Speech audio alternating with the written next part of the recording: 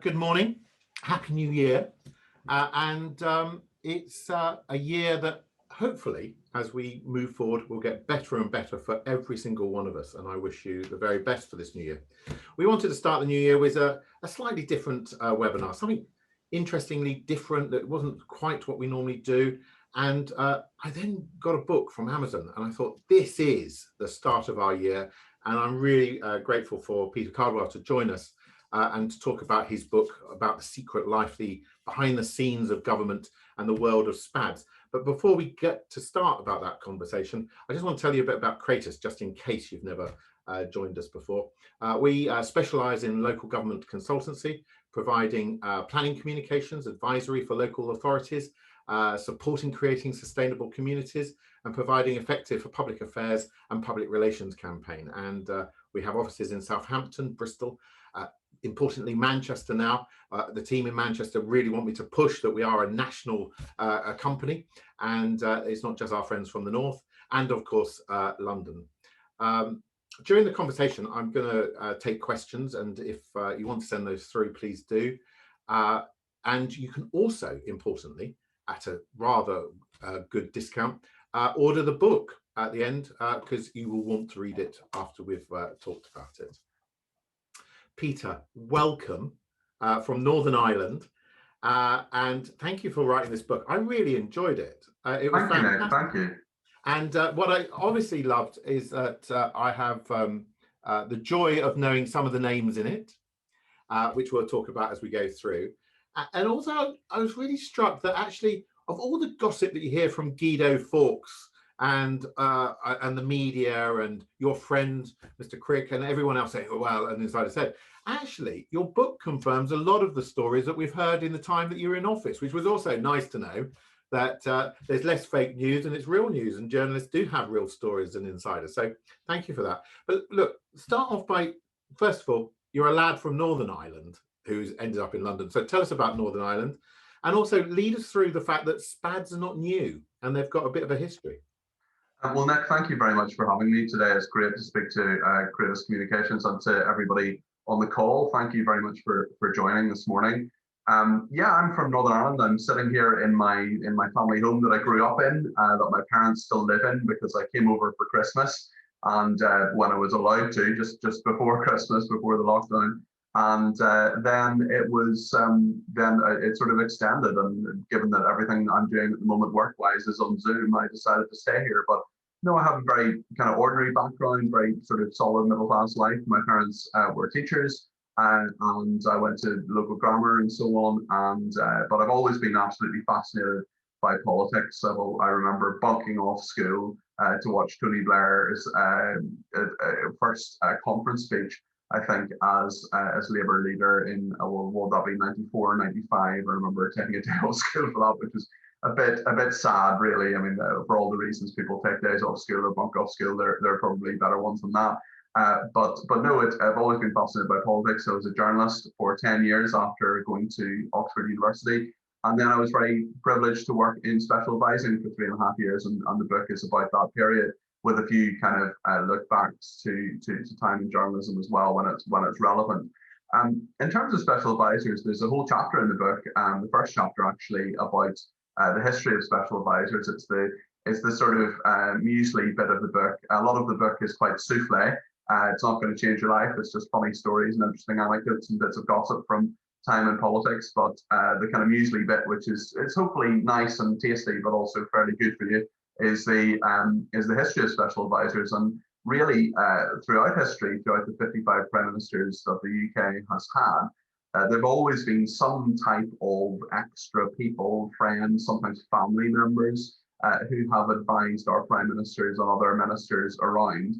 And then there were attempts at various points to have more formal advisors. Certainly during the war, for example, there were advisors who actually worked in huts in the garden set up in the garden of Downing Street to advise people, including Winston Churchill during the Second World War. But special advisors themselves were never properly formalised until 1964, when Harold Wilson formalised them and gave a speech in I think it was Barbados, if I remember correctly, when he was talking about the political advisors experiment, as he put it. And that kind of formalized spans, but they've gone up and down in terms of numbers, as few as 7 at one point. At the moment, there are, I think, probably the largest number ever, 115.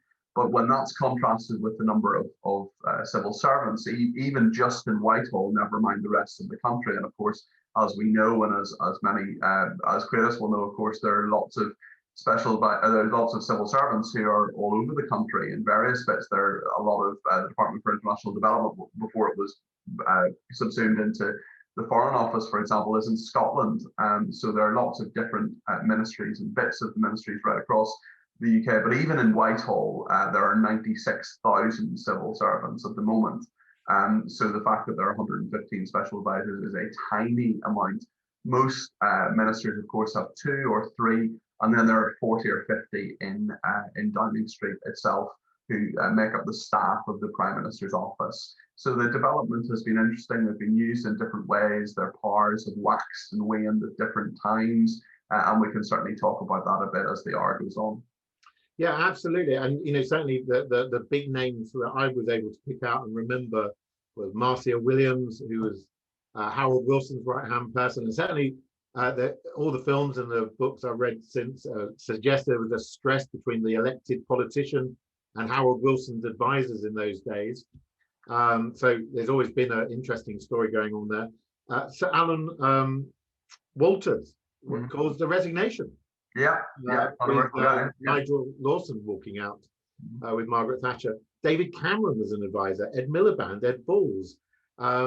And Alistair Campbell certainly elevated the awareness of the special advisors. George Osborne as well. Yeah, absolutely. So it's certainly an interesting role for developing the skill sets of future leaders and politicians. So we'll deal with that towards the end for you. You were especially there to handle the media side. And how did you get into that? How did you get into that first job? How do you get to be a SPAD? So there's sort of, just very briefly, there are sort of 3 types of special advisors. Usually, it depends, but the 2 most common are if secretaries of state have 2 special advisors, they'll generally have a policy advisor and they'll generally have a media advisor. But you're not really a press officer. You're directing the policy through the media focus. So and there are press offices in every department. When I was in the Ministry of Housing, Communities and Local Government, which is the department not just for bins but also for earthquakes, as I was once told, there were 67 people in the communications office, which was a lot. So there we are. But no, in my personal experience, it's a funny role because everybody does it slightly differently. The recruitment is often different. People sometimes come from think tanks. They come from sometimes they're parliamentary researchers. Sometimes they are people just in the political world in whatever way. Sometimes people come from consultancies as well. Especially from policy perspectives and so on. So it depends. With my own experience, I was a journalist, as I say, for 10 years. And part of my job when I was a political producer at Newsnight was to kind of harass special advisors and to kind of convince them that what a lot of ministers do is the morning round, as they call it. So you do all the broadcast outlets in the morning, and you'll be up from sort of 5:30, maybe earlier actually, doing all your briefing. You'll be up late the night before reading all your briefing. It can be an exhausting process. The journalists all think, oh, you just come in and talk for 2 or 3 minutes, but actually, the briefing for that is really, really long process. So part of what I had to do was sort of ring the special advisor at the end of that process. You finally get to the office at sort of 9 or 9:30 after after being grilled by Piers Morgan or Nick Robinson on the Today programme or whatever. And my job was to ring them at sort of 10 o'clock or whatever and say, actually, what we'd like you to do is another interview this evening at 10:30 with Jeremy Paxman in West London in the studio. On the same topic, and what will have happened throughout the day is that the opposition, the interest groups, the press will have piled in and rubbish your policy. So would you like to come to West London at 10:30, even though you're knackered and to have your policy torn apart by Jeremy Paxman, and with potentially career-ending consequences. So often they said no, but I got to know them quite well. And one person I got to know pretty well actually was Fiona Hill, famously of the terrible twins Nick and Fee, who were the chiefs of staff for Mrs. May. I have it's funny, one reviewer of the book actually criticised me for being too nice and being nice to people who were actually two reviewers criticised me for being too nice to people who were clearly, in their view, horrible. So one of them is Dominic Cummings, who I know we'll talk about at some stage, and Fiona Hill as well. I always got on fine with Fiona, never any problem. And although I know others sometimes didn't have that experience, but I was a reporter at Good Morning Britain in 2016, and I sort of saw that she had become chief of staff. We'd stayed in touch a bit. She was sacked herself actually over a leaking row with Michael Gove. She was sacked from the Home Office, and she then re-emerged as Mrs. May's chief of staff, which was an incredible comeback. And I sort of thought, well, I know Fiona. We've been texting a little bit through Theresa May's leadership campaign. I'd be wishing her all the best. Always liked Theresa May. Always liked Fiona. And then I thought, you know what? I'll just give it a punt. I'll just send her my CV. So I sent a very, very short covering letter. I mean, literally a paragraph, and said, I presume now Mrs. May as Prime Minister, you'll be looking for special advisors. Is there any way I could sort of slot in? 10 years in the media, we know each other. You can trust me. Here's my CV, and I thought it would be I thought, she's the chief of staff of the Prime Minister of the United Kingdom. I'll never hear another word about this. I remember actually looking at the screen, and as I sent the email thinking, I'll never hear another word about this. And then less than 24 hours later, I got an email of just a few words, which was, would you consider NI SPAD, which was the Northern Ireland office.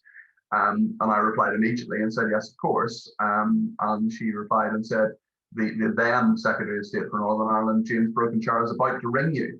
I sort of thought, oh gosh, this is all happening a bit fast. And then, we talked on the phone, had a proper in-person meeting a couple of days later.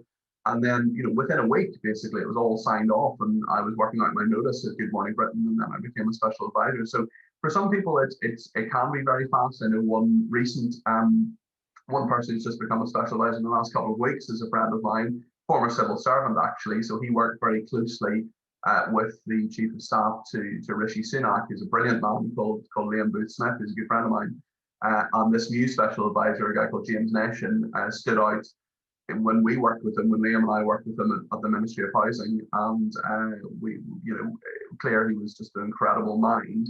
And then when Liam had a vacancy for a policy advisor, he thought of this guy, James Nation, and gave him a call. So a lot of it is kind of personal connection. A lot of it is do I trust this person? And there are lots of people out there in Westminster and beyond, right across the country, who could do the jobs. And I suppose the question is, who is someone you completely trust to do it and believe has the ability? So it's an almost kind of catch-22 scenario where you kind of have to be kind of in with the political people before you get the tap on the shoulder. Yeah. But there are ways of doing that. And it's interesting how that works, because it's certainly something that how I would view it is you need to know someone to get in there. But then knowing someone is going to be tricky with all the internal process, which we get a little bit more into. But what an amazing thing. You got Northern Ireland. From Northern Ireland, suddenly you are in Northern Ireland, and you met some of the legends of the Troubles, and that must have been an extraordinary experience with you, as well as the beginning of what is clearly a great friendship and a tremendous respect for James Brokenshire, who, I think it's important right from the very beginning to wish James well. Of all the people I've met, what a lovely man, and I hope that his current health issues are behind him very quickly and he's back in the world of politics, because he's nearly too nice, isn't he? He's really well, yeah, it's interesting. Some people say he is too nice. I mean, he is. Nick, it's very kind of you to say that. I was actually on the phone to James last night, and he has a big discussion today in terms of the future. And I'm sure a lot of people will have heard his cancer is back, very sadly, and the emergence of his cancer was when we were at the Northern Ireland office, and that was why he resigned. I'd worked with him for about 18 months, and we'd become pretty close mates at that stage. So yeah, he's a great guy. I was really privileged to work with him, and I had a really interesting time at the Northern Ireland office. It was very weird to be part of the talks process. Stormont had collapsed again. It happens every now and again. If you've missed one talks process, don't worry, there'll be another along in a minute. The sort of terrorist bogeyman of my youth, I was then, people I'd seen on the TV my entire life, and sort of thought, oh gosh, they're horrible people. I was suddenly sitting across the table from. So you had, Martin McGuinness, I got to know relatively well.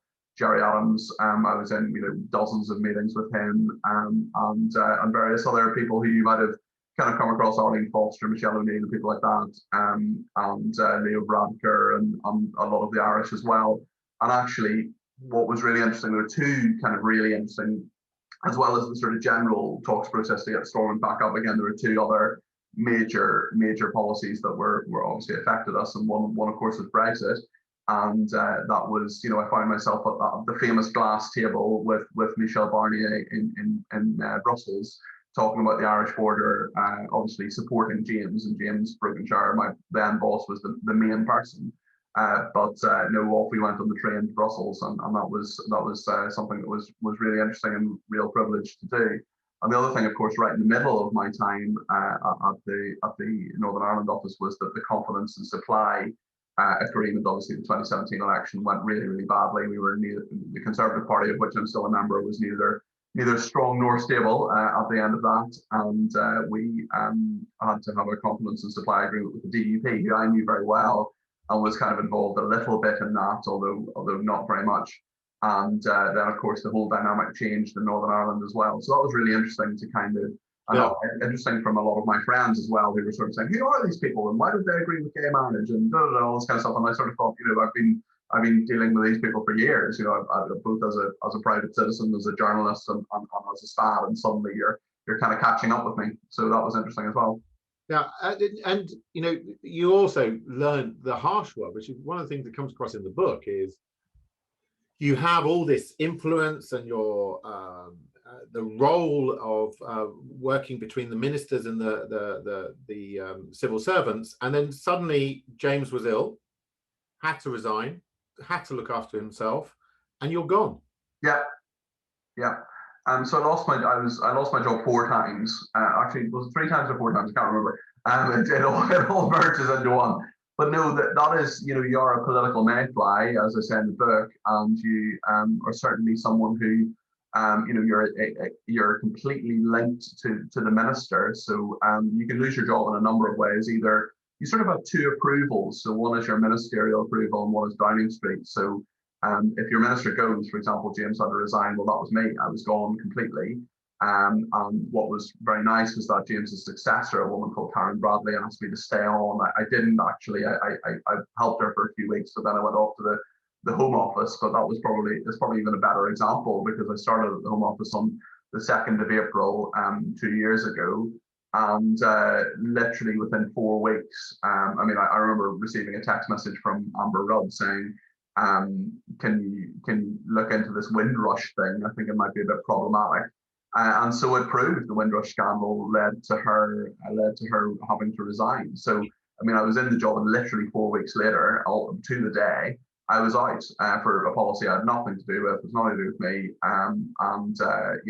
It was the reason that I lost my job there as well. Although at exactly the same time, James, 4 months after his cancer, then came back into government, so I got the job in the Ministry of Housing. So it all kind of worked out until the music stopped. But it is a very frenetic and here today, in the famous sort of John Knox phrase, you're here today, gone tomorrow, sort of thing, and that is really true for you. Yeah, oh, totally. And you really don't last very long, and but it's funny. People do come back, and you talk about Fiona Hill there. Dominic Cummings was sacked twice, for example. There are ways for people to come back, and then some people you just go and you just it's very weird actually, because sometimes you're in meetings with people, and then for whatever reason they lose their job, and you just some people you stay in touch with, of course you do, and some people you just never hear from again. It's like it disappeared off the face of the planet. And Jonathan Kane in Northern Ireland, I was quite taken that he's been there. He was there for such a long time as a special advisor throughout a whole series. Yeah, well, that's a really good sort of exception, which proves the rule, Nick, which is that Jonathan Kane, now Lord Kane, was he advised, I think he advised Tom King actually in the late 80s. Maybe. So Jonathan worked in the Conservative Research Department, which is often the place where people work before they become a special advisor. And I think he was formerly a special advisor to 6 secretaries of state, and in the Thatcher, Major, and Cameron and May governments. So he, with that huge break for 13 years of Labour in the middle, he was consistently advising in Northern Ireland, even sort of shadow secretaries of state and so on. So Jonathan was the guru, and then he decided to sort of hang up his boots and become a lord, and be a full-time working peer. So he was, I think he was the only person who was a special advisor, certainly in the same job in 1997 as he was in 2010. Although I think there was maybe one other person who'd been an advisor but was in a different department. So, but no, I mean, you don't last very long, and often people go off to other things. People go off to the private sector, which is more lucrative, and more stable as well. And we're talking about the workload. It's unrelenting, isn't it? Yeah, I mean, one thing I say in the book is that I actually think it's people with young children, for example, or caring responsibilities, it would be very difficult to do the job. And actually, when people sort of say, who are these kids running government sort of thing, that's it is sort of a young man and woman's game to a degree, although there are people who are a bit older. But it does take a lot out of you. I mean, I lost track of the sort of family occasions, weekends, times I've said to friends, I'll meet you to go to the cinema, and then during the cinema, the phone goes and you've got to go out and deal with all sorts of things. So, it does take over your life, but thankfully it's the best job in the world. So it picks up that. So let's start talking about some of the things. The role with the minister and the civil servants, so the only experience most of us have got is watching In the Thick of It. Yeah. Sorry about that, but that's the most educational that we've had. Yeah. How does that work? So the minister's got his policy, got the agenda, a new government's got the manifesto, and your role and relationship with the permanent secretary is what? Well, I actually see Brian Matthew has written a question there, which is absolutely in the same area as yours, and I suppose people can quite legitimately say, what's the point of special advisors? Why do they exist? Why, you've got loads of civil servants, they're impartial, they're, obviously up to a high professional standard. Why have you got these special advisors? And my point is that, the civil service is permanent. The permanent secretary is there and will be there for a long time. And that's the most senior civil servant, person who runs the department.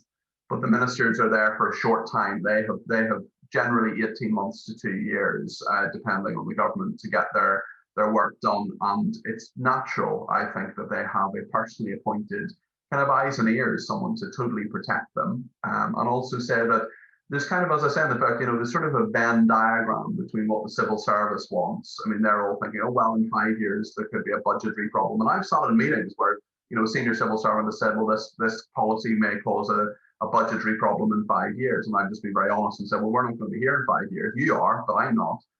So I don't care. The civil service is full of really, really dedicated people. I would say 95% of people I work in the civil service with were really good, and very, very committed people, and did not have their own agenda at all, and were there to serve the government of the day, and good for them, and that's what they should be doing. And they're impartial, but at the end of the day, the government's elected. I wasn't not elected at all as a special advisor, but every administration and every government is more than just the elected people. There are always people around them in some capacity. So I suppose the point is to drive through the political agenda, and that's the point. I mean, I remember a Ministry of Defence special advisor once saying to me, my job is not tanks, my job is politics. There are lots of people who look after the tanks, but what I want to do is do politics, and that's what you've got to do. And there's lots of, as you say, it's unrelenting. It's not as if there isn't enough work, and for the Secretary of State to do all the politics themselves, all the conversations with backbenchers, all the conversations with ministers, all the conversations with policy people, and so on, is unrealistic. So I think it's perfectly reasonable to have special advisors. you look at the American administration, there's something like 800 people in the White House, whether that's Donald Trump or Joe Biden's appointing dozens, if not hundreds of people, quite literally will appoint thousands of people who are all political appointees. In the UK, we have 115 political appointees to run the entire government of a G7 nation. But the focus for, I suppose, in trying to be simplistic, is that the civil servants are about policy and creation of law. Yeah. You're about the delivery of a political mandate that was elected upon the election. Totally. And project managing, I suppose. You are ferocious project managers trying to deliver that on a time frame. Yeah, well, one thing actually, Liam Booth-Smith, the person I mentioned, who's now the Chief of Staff at the Treasury, who I work with at the Ministry of Housing, and as I frequently remind him, told him everything he knows about being a SPAD, was certainly didn't make it run rings around me from about day 2. But he had a brilliant idea shortly after we came into the Ministry of Housing, which was to do a 1 A4 page, just one side of A4, and circulate it to the whole department and say, what are the Secretary of State's priorities? What are the 3 or 4 things that he wanted? James Brokenshire, again, who was the Housing Secretary. What do we want to do? In however long we were there, we turned out we were there for, I think, 14 or 15 months. So, and we got those done. But, the civil service, quite rightly, and this isn't your criticism, will keep piling up your ministerial red box and keep saying, this is, we've got to sign this off and do this. The point is, you've got to say, no, actually, this is our agenda, this is our manifesto, this is what we were elected to do, and these are the priorities. And when you're saying something is a priority, you're also saying lots of other things aren't a priority. And that's actually really, really helpful for civil servants, because what they want is certainty and direction. And that's what a special advisor and ministers, of course, can bring. And I think that, the point that's being made in the questions is the short-termism. Unfortunately, that seems to be something that I'm not sure how we can change that if we're going to have elections on a regular basis. Donald Trump obviously would like not to have elections and be in charge forever. But there's always going to be someone with an agenda, let alone things that happen that change the situation. The relationship with number 10, Alistair Campbell really enabled us to understand that sort of sense of driving through the political message. One assumes that Malcolm Tucker was created with Alistair in mind, but the relationship between the ministry and number 10, one of the things I was quite taken with when Rick was the housing advisor to number 10, is that you have the ministry with the ministers and everything else, but there's also someone who's almost shadowing them in number 10 as well. What's that relationship like in reality? Every department is different in terms of their relationship. And actually, as a special advisor, as I always said, what I used to do, there was very little training, and I was kind of just thrown into the deep end. And Jonathan, he's a great guy. Jonathan Kane, my first co-special advisor. I've been there for years and years and years, and he never really had a co-span. He didn't really, I don't mean this in I'm not criticizing him, but he didn't really know what to do with me. It was sort of a weird process getting to grips with a job that had never really previously existed, sort of thing. So as the media person at the Northern Ireland office, which they were determined to have, especially with Brexit. So I suppose the question is, in terms of what I always did with news SPAD was say, congratulations on your job, come in for a cup of tea. I've been there, I know what it's like. And after about 2 or 3 weeks, when people had their feet under the table, most of them did come and see me and have a cup of tea, and that was quite useful because you got to know them. And then, if you needed to interact with people in different departments, that was useful. But what I always said was, sorry, excuse me. Excuse me, very loud sneeze. Jonathan Kane once said I was a man incapable of doing anything quietly. So when I worked with him in an office, so including sneezing. So the 2 things I said every SPAD needs are to understand their minister, to be the voice of their Secretary of State, but also their connection to number 10. And this absolutely comes to the fundamental heart of your question there, which is there will be there is an advisor to the Prime Minister, which generally deals with each policy area. Sometimes they deal with more than one policy area. There's a guy called John Bew, for example, Professor John Bew, who does foreign affairs, defence, and Northern Ireland. So quite a lot there, advising Boris Johnson on all of that. So, talking to people like John, keeping those connections, knowing that the Prime Minister's agenda is the same as the departmental ministerial agenda is really, really important. And the relationship can sometimes be fraught. Sometimes there's tension. Sometimes Number 10 wants you to do things. I mean, in theory, Number 10 telling you to do something means you should do it. But often what happens is, on a day-to-day basis, you get someone who's fairly junior in Number 10 saying, right, well, you've got to do this. And then you sort of say, well, why? And often the Secretary of State will say, well, I've never heard of that special advisor. That's a relatively junior person, and I'm not going to do what they say. I'm the Secretary of State. I'm elected. They're not. So it's a funny relationship, and trust is really important on being on the same page. The time I think it worked the best for us was certainly when I was a special advisor, when I was a justice at the Ministry of Justice, when there's a really good guy called Blair Gibbs, who's now moved to Canada, sadly, who was to be with his family, but he had been a special advisor in the Ministry of Justice previously, was then the Justice Advisor in Number 10, also very approachable, very available, very good, would talk things through, was great.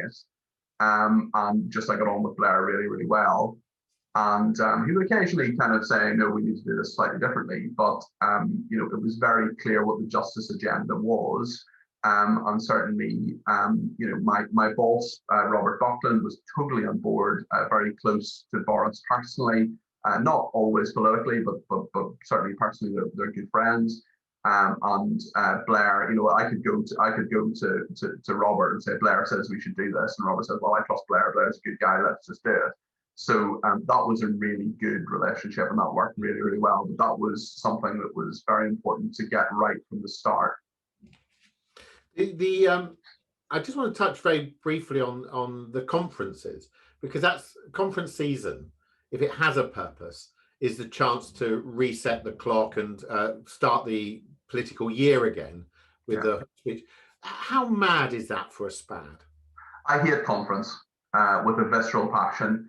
As a journalist, I loved it, but as I say in the book, actually, it's the difference between visiting Disney World and working at Disney World. So I just, you're on call from, the crack of dawn to, the wee hours of the morning.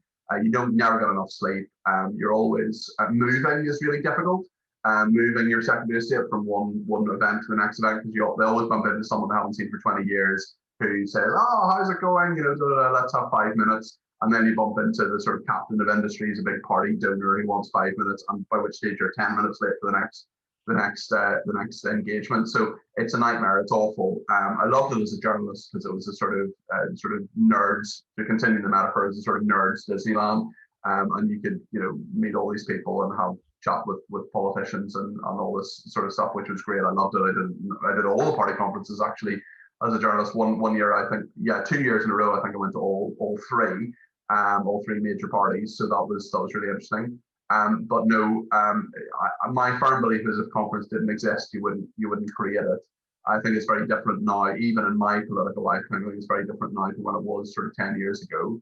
Obviously, that didn't happen this year, but at the same time, it's and actually, when you're, as I say, when you're moving the minister and so on, you don't want to say no to the person who's the party activist who hasn't seen him for 20 years, because for a lot of, every political party is mostly about volunteers. And that was something James Brokenshire always instilled in me and said, we're at the top of this, and we're very lucky to be at the top of this, but you've got to remember that thousands of people right across the country, from all parties actually, who are going out, on Saturdays in the rain, knocking people's doors and posting leaflets and talking about, vote Conservative or Labour, whatever party.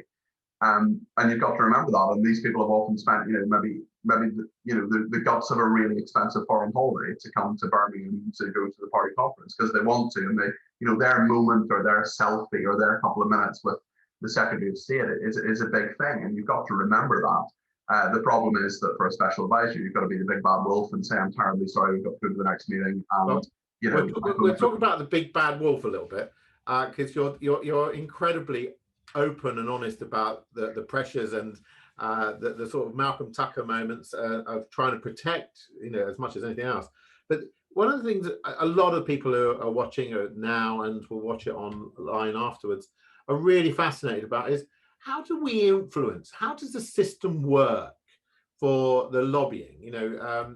I'm always I've sort of having worked in this sector for a while now, I'm always laugh at the sense of, I know this person, I can sort this out and everything else. But actually, in reality, if I want to make impact with a minister and their special advisors team, what advice would you give us? What really works for the people in the thick of it? Yeah. Well, most lobbying generally doesn't work. I find when you're in government, you've got to get. It's interesting because there are a number of people who are, if you want to lobby on a particular thing, most special advisors don't know the policy in any great depth. There'll be specific policies they know really well, but the person who you really want to talk to is probably the deputy director, who is the person who is the civil servant who knows about the policy and deals with it day to day, and people below them, because often the granularity of it is in their hands, and they're the people you want to engage with. So even if you're having a meeting with what you think is a relatively junior civil servant, often they will have the most power over that policy day to day. So it's especially on things like changing guidance. That's one thing I always say to people who want to lobby. Everyone comes in to a meeting and says, right, we need a change in the law. And then the answer is, well, we've no time in the legislative framework, and also we've no real desire to do this. To which my answer is always the same: change the guidance. Because if you're something in home affairs, for example, or local government, actually, if you're in a situation where, most councils, when they see edicts from central government, will say, what's the guidance? How do we have to deal with this? And it's a matter of seeing what central government tells you. And if something's in the guidance, so there's a change to the guidance, well, that can actually affect the outcomes on the ground. It doesn't matter that it's not a law, and it doesn't matter that it's not a legal framework. So that's something I would always say. In terms of meetings and so on, I mean, the most effective lobbyists I came across, I think, in the housing sector certainly, were I dealt with homelessness a lot. I did a bit of policy for James Brokenshire of housing. The only policy area I really did just myself was homelessness, and I would say crisis and shelter in particular were really good. And what they did was they just checked in all the time, emailed probably once every couple of weeks, how's everything, how's it going, even just one line. If you're approaching a special advisor and ministers, the thing they have least of is time. Sending a large document or 100-page brochure to read, they're not going to. Send a 200-word email to their private secretary and request a 15-minute Zoom. Don't spend a lot of time introducing yourself and saying, I'm this person, these are my credentials, and this was my job 10 years ago. Just say, send that beforehand. Send a sort of, these are the 3 people in the meeting, and then just go in and say, hi, nice to meet you. Can we talk about X, and a way that we can help you look good? Because all politicians are egomaniacs. A lot of special advisors are as well. And the question is, what is politically useful? What is going to make this person look good? What is going to be a political win? And if you can get into that kind of mindset, and also realize, don't ask the earth. Don't come in and say, right, well, we want to complete reform of local government financing in the next 2 months. Go in and ask for small wins, as well as shelter and crisis. The best single lobbyist I ever came across was Ruth Hunt, now Baroness Hunt, who was the head of Stonewall, and I talked to her a lot about LGBT homelessness. And I kind of tested her. She was so good. After about 10 minutes, I sort of tested her and said, right, Ruth, give me a policy that would work for you and work for us, that would cost £100 million. Instantly, she had it. And then I said, right, Ruth, tell me a policy that would work for you and make James look good that would cost £1 million. And instantly, she had it. And then I said, Ruth, finally, tell me a policy that would work for you and make James look good that would cost nothing. And she had that as well. So, you've got to have all that in your arsenal as well. And asking for little things. I'm not demanding the earth on day one. I'm trying to kind of have a relationship that grows, and being a trusted person. I mean, a lot of lobbyists I had really good relationships with, and I could, at the end of it, especially with crisis, with one particular person with crisis, who I would bounce things off and say, we're kind of thinking of doing this. What do you think? How would crisis react to that? Would you support us? Would you not support us? Would that be difficult? Is that something you could get on board with? And she would very honestly have that conversation. I actually chatted to her this week about something, and we still talk. So it's sometimes about that's kind of the ideal. But even if it's a person who's going to bump into your party conference for 30 seconds, don't say, "Here's my card, can we have a meeting?" Say, "It would be great to have a meeting, here's my card," but actually treat the 30 seconds as the lobbying pitch and say, if you do one thing for my sector, it is this. Can I just plant that seed in your mind? And if you want to talk any more about it, anytime, give me a ring, here's my card. That's what I would do. I think that is a very succinct masterclass in how to get the message across. And it's certainly for all politicians. I think that, one of the things where, we focus on local government, but the similar things are there. There's an election in 4 years, and I know that Brian Matthews is chasing us and teasing us about the long-term policy issues like climate change and the short-term political timetables. But every politician is looking to deliver something that makes them look like they've achieved something for their electorate. And everything has to be in that vein. The time issue, I think, is also great. I also, there was one minister who said to me, "As long as you don't send me tons and tons of emails that I didn't want." Yes. It can be a bit selective. Yes, there's one way to really, really piss them off, and that is to get one of those, sort of 38 degrees kind of things where they send the same email, hundreds of times. Because all that happens, and people in professional politics know this, all that happens is that the politician gets annoyed because they get the same thing hundreds of times, and their poor constituency workers, who are the kind of unsung heroes, or people who work in Parliament who often don't get paid huge salaries, have to deal with all the correspondence. And that's a way of saying, there's really annoying people who are sending us all those hundreds of emails about whatever. So yeah. In the book, and again, I found it really enjoyable. You whether you're being too nice, I think that we'll talk about your future as it comes, but I didn't think that you'd either rock the boat too hard, but you'd given us enough of an insight to some of the characters. One of the characters I loved is a former councillor from Guildford, and I just think that the world would be such a shabby world without Sheridan Westlake in it. And you call him the Dean of Spads.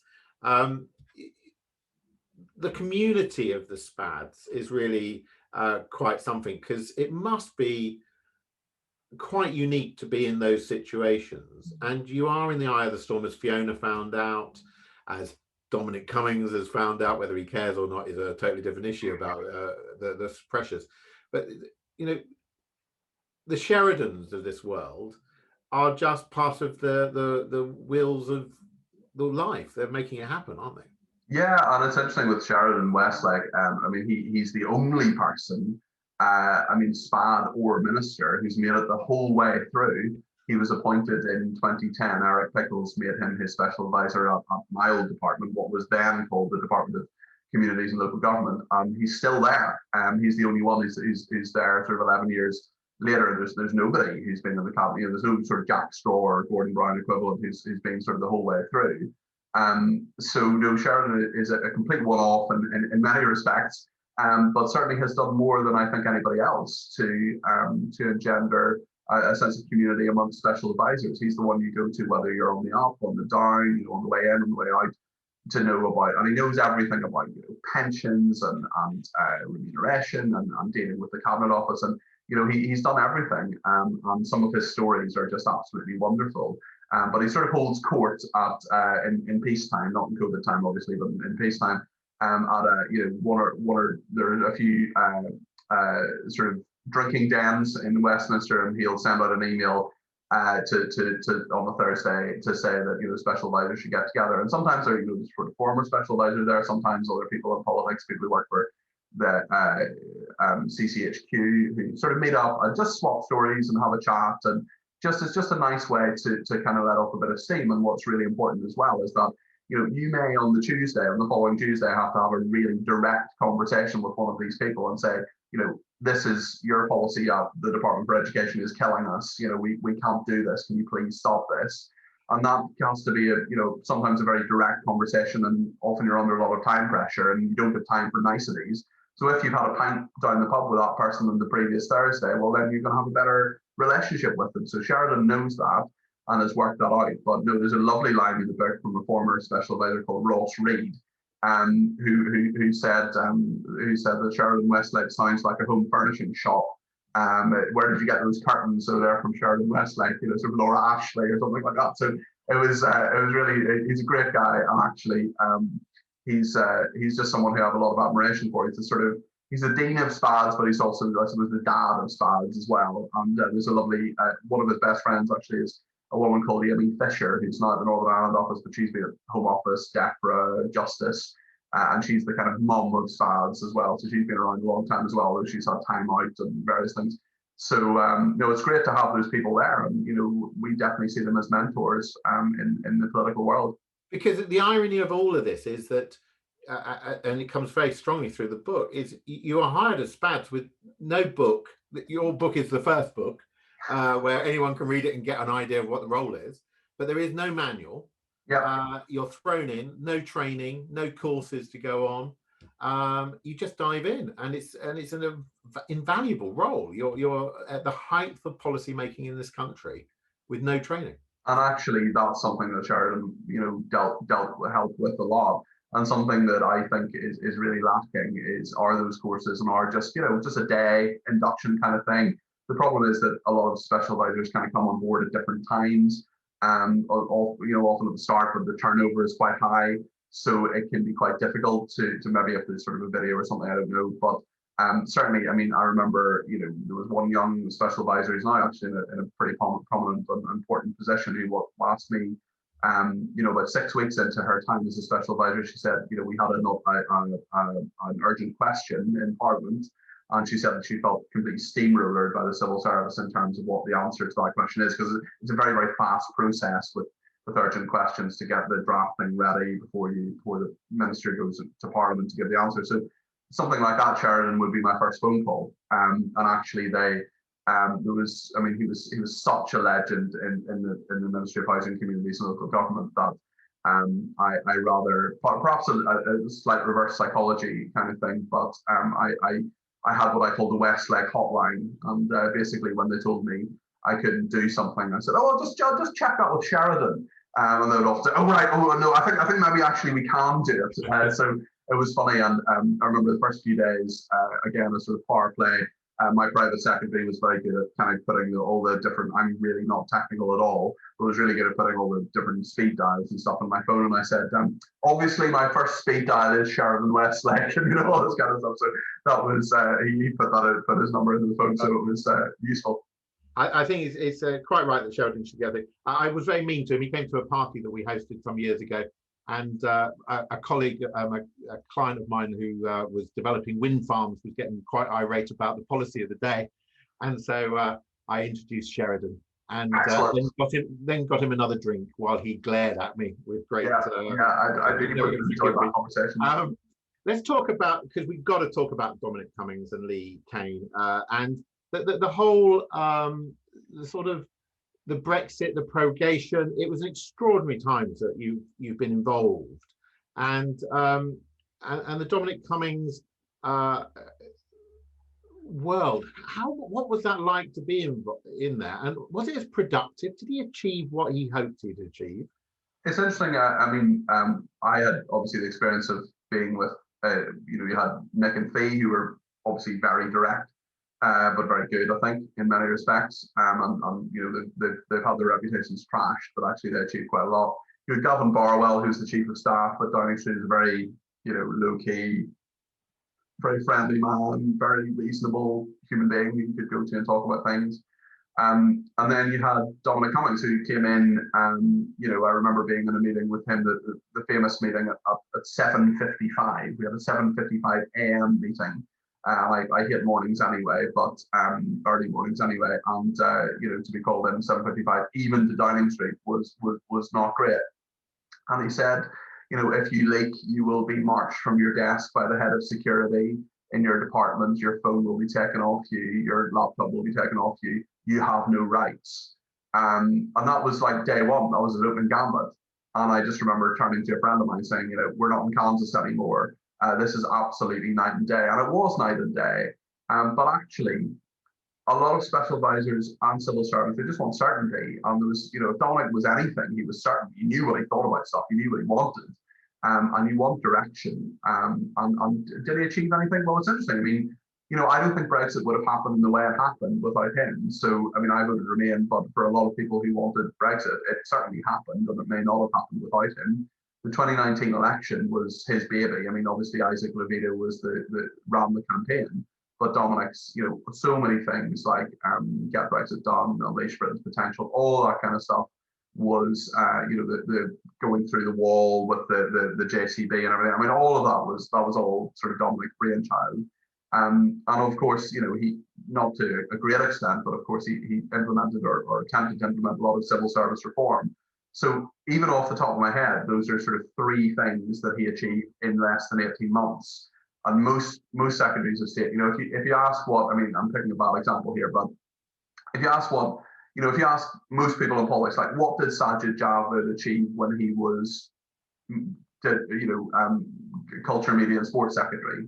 He was there for 2 years. What did he actually achieve? Most people can't tell you. I mean, I know he certainly achieved a few things, but it won't trip off the tongue. Whereas Dominic, you can tell there's three things he achieved in a very short space of time that we know about. I mean, there's lots of other stuff kind of behind the scenes that he achieved as well. So I think he achieved quite a lot, actually. He was unconventional, total maverick. Less charitable people, David Cameron called him a career psychopath.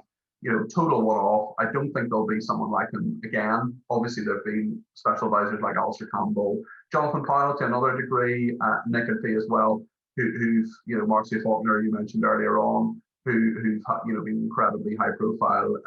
Michael Dobbs as well, I suppose. Yes. So there are numerous examples of this to some degree, but he's sort of had the heightened one. But that was Boris Johnson's, opinion and decision as well, to sort of say, right, I'm going to be the chairman of the board. You're going to be the kind of policy chief executive. Off you go. Whereas, other prime ministers haven't ever done that. So you've got to remember, Dominic Cummings, as he existed in that context, wouldn't have existed without Boris Johnson giving him the sort of the bandwidth and the rope, I suppose, to do it. And then of course, it's interesting as well. The real mavericks. I mean, I suppose Nick Timothy would be a maverick. Steve Hilton is a maverick, and Dominic Cummings as well. I mean, none of them has lasted more than about 2 or 2.5 years. Dominic Cummings lasted less than 18 months, or just over 18 months. So they don't last long, and they get sort of spat out by the system. So they come in with sort of huge kind of ideas of kind of changing the system from within. And we forget Steve Hilton, because he was just as controversial for David Cameron as Dominic, walking around that famous thing where he was caught on camera expressing his views to a junior minister, I seem to remember, at a conference. Less subtle. Yeah, indeed, and I think just looking at the Q&A here, I think Brian Matthew and I need to have a longer discussion for us to give me a shout on Twitter or send me a DM or something. But he's saying all of what Dominic Cummings did was destructive. I mean, I think we can have an argument about that another time. But it's there are as I say, all politicians and many special advisors have large egos. Clearly, Dominic was one of those people. Clearly, Steve Hilton was one of those people. And slagging off junior ministers, you often get a bit sort of arrogant and sort of say, especially when you as a special advisor often have a lot more power than many junior ministers to actually get stuff done, and they're elected and you're not. And someone like Steve Hilton certainly had a lot more power than the junior minister for planning, for example. So it's unsurprising they become maybe a little bit arrogant and have all these opinions. Absolutely, and there's no webinar that can go ahead without talking about the West Wing, because there is your West Wing quote, which I loved as ever. Tell us about that. Yeah, so I tried to get away with as many as possible. I certainly think about quotes as well. I described one civil servant as so dense light bends around him. which is one of my favorite lines from the thick of it. But no, the West Wing bit, there was one particular time. Unfortunately, I still can't give the nature of the example because it's sort of a confidential thing, but there was a screw up anyway in government. It should have been spotted on the Wednesday. This was now the Saturday. There were all sorts of people on the call. There were people from the Cabinet Office, the propriety and ethics. It was a nightmare, and it just destroyed my weekend. And I'm afraid patience has never been my greatest virtue, and I lost my patience. And at the end of the call, I quoted Josh from the West Wing. Every spad wants to be Josh, but no spad ever is. Every spad wants to be Josh. I was once called the sort of pound shop Casper Yule from Borgen, but everybody wants to be Josh, and no one will ever be Josh because no one's ever as cool as Josh. But the line I used was substituting President for Secretary of State. And saying, the Secretary of State is a good man, he's got a good heart, and he doesn't hold a grudge. That's what he pays me for. Put the phone down. Yeah. So that was that. Great. And there's also the conversation with Robbie Gibb about Lee Kane. I think also sort of, for me, gave such an insight into the world of SPADs and about getting rid of Lee Kane. And then your demise came at the hand of Lee Kane. Yeah, it's sort of, there's a whole chapter in the book on getting sacked, and so it's yeah, because it happens so often. But no, Lee called. Well, I knew it was going to happen on the day of the reshuffle last year, and almost exactly 11 months ago. Actually, now I look at the date. But no, I was sort of told. An interviewer actually asked me afterwards and said, what's it like? Say, 3.5 years. I said, what he sort of mumbling, the interviewer, and I sort of said, well, getting dumped from a 3.5-year relationship the day before Valentine's Day. Well, not great. But no, Lee called me into his office and he said, the Prime Minister no longer has confidence in your ability to do your job, which is not a great line to have. But of course, the immediate thought I had was, well, at some stage the Prime Minister had confidence in me to do my job. And, I had 2 Prime Ministers over 3.5 years, so it had never really kind of crossed my mind before I was on any Prime Minister's radar, although I suppose I knew Theresa May fairly well, a little bit by the end. She certainly knew who I was, and we had a number of conversations. But no, it's interesting, and actually sitting in Lee's office, I thought about another conversation which I outlined in the book about when Robbie Gibb. So you had Lee Kane was the Director of Communications. His immediate predecessor was Robbie Gibb, Sir Robbie Gibb. And Lee was around. He was a special advisor to Boris Johnson at the Foreign Office, and had left when Boris Johnson had left had resigned as Foreign Secretary over Brexit. And Robbie was kind of admonishing a friend of mine a few months previously and said, there are 2 ways. He was sort of saying, stop putting stories into the press that shouldn't be in the press. And he said there are 2 ways of doing this. There are people who there's change all the time, and if you lose your job, there's another special advisor who lost his job as minister, had to resign. We looked after him. We brought him in to Downing Street, actually gave him a job in Downing Street, and said, he'll always have that on his CV. But there's one person who will who put stories into the public domain that shouldn't be there, who didn't play the game, who didn't do right by Downing Street, and someone who'll never set foot in this building again, and that's Lee Kane. And then I sort of thought, Lee Kane was then sitting in Robbie's chair in Robbie's office saying to me, it's over. And I kind of thought, well, is it? Because it wasn't for you. And maybe it is for me. I don't know. I don't know if I'll ever go back or look, I'll be back now. I've written the book, but there we are. No, look, we've covered in just under an hour lots of things, and thank you for the bit about the lobbying, because obviously a lot of my clients will be wanting to know how to get their voice heard, and I think that was very clear advice. It is an amazing world that you've lived in. It is you've got the journalism with you. You've now got this experience. Where does the future take you? Where are we going to see Peter next? Well, I've done a bit of consulting. I've obviously pop up in the media every now and again, sort of Sky and BBC and Times Radio seems to have me on very often. I'm starting a big project in a couple of months that unfortunately I can't talk about, but it will be a return to my roots, shall we say, in broadcasting. So that's happening in a couple of months. And the other thing, if I can just very quickly get a book plug in, Yeah, if you buy it on Amazon, it'll be £15 plus postage. But if you email Verity, absolutely. who set this up, you can get it for £14 plus I'll sign it plus I'll post it to you. So if you just email Verity and send her £14 and whatever you want, dedication or write whatever you want in it, that's fine. So selling books, I suppose, is the next thing. But it's been a great journey. I really loved it. I'm only 36, and maybe there's more in me. I don't know. Obviously, we don't know who's going to win in 2024. There are certainly politicians in the cabinet I would work for. Probably not as many as I would have sort of 4 years ago. But I suppose I've had an amazing privilege. I work for 4 great people. James is a really good personal friend now. And bizarrely, I became very good mates with Robert Buckland's wife, Shan, who texts me quite a lot.